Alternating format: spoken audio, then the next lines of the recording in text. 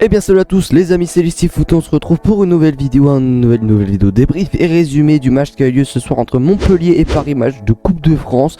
Voilà le programme, bien évidemment que j'ai barré le classement et enjeu d'avant-match parce que c'est rapide, hein, l'enjeu c'est la victoire pour aller en finale. J'ai aussi barré le classement final et le calendrier puisque voilà, après c'est une demi-finale, il n'y a pas de classement, il n'y a rien. Mais on verra les compositions, le résumé en images, les statistiques, les notes, mes tops et mes flops. Avant que la vidéo commence, n'hésitez pas à vous abonner, voilà, c'est totalement gratuit pour vous, ça fait toujours plaisir. Et à liker aussi, ça fait plaisir, ça participe au référencement, excusez-moi, merci à vous. Et puis c'est parti pour la vidéo. On va commencer par la composition de Montpellier rapidement. 4-2-3-1 pour les Montpelliérains. Berthaud dans les buts, Ristich, Congré, Hilton, Souquet en défense, Savanier et Ferry devant cette défense. Au milieu Laborde, Mollet et Sambia en attaque. Delors, bonne équipe quand même pour les Montpelliérains, un peu plus tarder, hein. Je vous laisse la regarder, on va passer à celle du Paris Saint-Germain. La voilà, celle du Paris Saint-Germain avec un 4-3-3 pour Pochettino. Pour le PSG, Navas dans les buts, latéral gauche, Bakker, latéral droit, Florenzi, défenseur central, on aura Diallo et Marquinhos.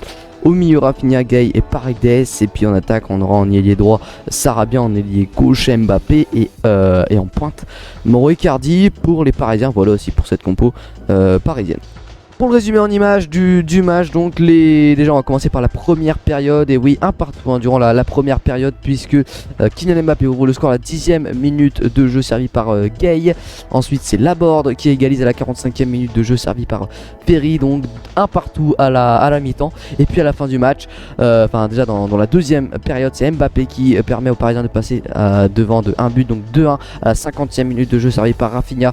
Mbappé donc 2-1. Et ensuite Delors à la 43e servi par son magnifique duo hein, Laborde à la 43e. 2-2 entre Montpellier et le Paris Saint-Germain. Le match se termine à 2-2 et au tir au pénalty, les Parisiens qui gagnent 6-5. Un pénalty raté de Sambia, un transformé après de Moïskine. Et voilà le travail, encore magnifique hein, de Neymar, un pénalty. Et voilà les Parisiens qui gagnent 3-2, un match qui était incroyable. Si vous voulez voir les réactions peut-être de certains buts, la rediffusion, parce que j'ai fait un live de ce match, la rediffusion du live est disponible sur la chaîne. Vous pouvez aller checker les rediffusions des buts, donc voilà, c'était assez incroyable.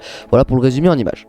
En ce qui concerne des statistiques, vous les avez 63-37 quand même la possession pour le Paris Saint-Germain. Autant vous dire que le PSG est quand même bien la possession. 15 tirs à 24 pour le PSG. Là aussi c'est quand même assez flagrant hein. Le PSG qui a beaucoup plus tenté hein, que les Montpelliérains. 9 tirs cadrés à 5, un peu moins évident, mais quand même 9 tirs cadrés à 5 c'est quand même beaucoup plus côté parisien. Et au final ça fait 2-2, 6-5 au tir au penalty. Les Parisiens qui ont quand même dominé, ça se voit un petit peu par les statistiques, mais aussi vraiment dans le match. Les Parisiens ont été meilleurs, donc la victoire elle est méritée, même si Montpellier, il faut quand même souligner la belle performance des Montpelliérains. Et malheureusement j'ai pas pu vous trouver les notes. Il y a eu, voilà, il y avait pas, puisque c'était Coupe de France, il y avait peut-être pas les notes, je sais pas, il y a eu un petit bug, mais je vais quand même vous dire mes tops et mes flops. En top je mettrais Laborde, j'ai bien aimé Laborde, Kylian Mbappé bien évidemment. Voilà, je mettrais vraiment eux deux en top. Bon, j'ai bien aussi aimé Delors qui est l'autre buteur qui a bien joué aussi. Savanier a été aussi pas mauvais. Enfin bref, par contre j'ai pas vraiment eu de flop hein, et on a vraiment eu que des joueurs qui ont fait de bons matchs, donc voilà.